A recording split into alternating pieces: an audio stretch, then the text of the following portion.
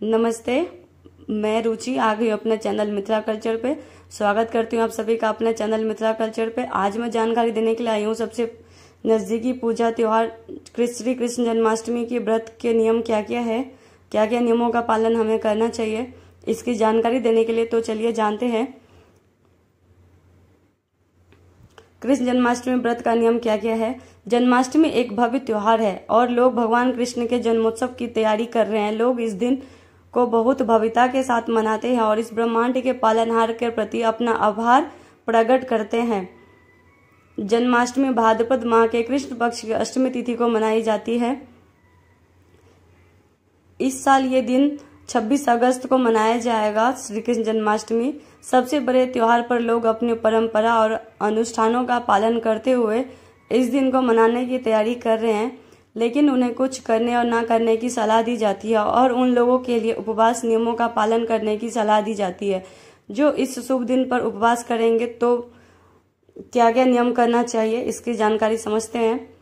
सबसे पहले व्रत करने से पहले शुरू करना है, आपको अपना व्रत करने का संकल्प लेना है।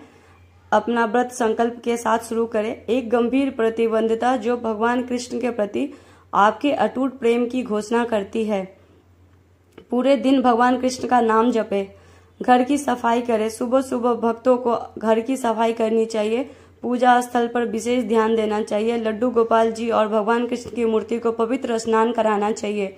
सात्विक भोजन, जन्माष्टमी के दिन केवल सात्विक भोजन ही खाना चाहिए।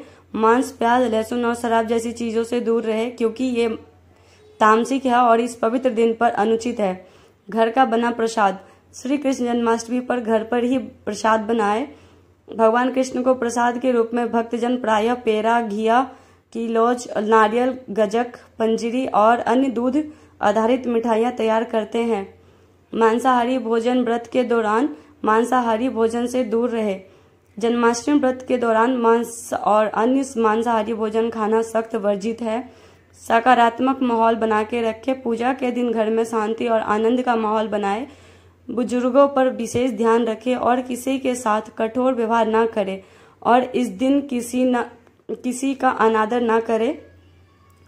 दयालु बने, सभी के साथ दयालु बनने की कोशिश करें।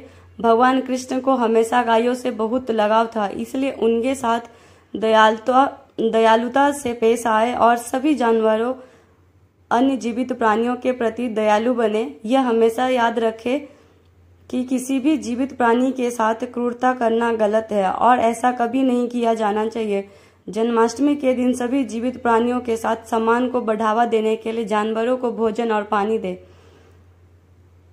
यही जानकारी थी मेरे पास जो मैंने आप सभी को बताया है।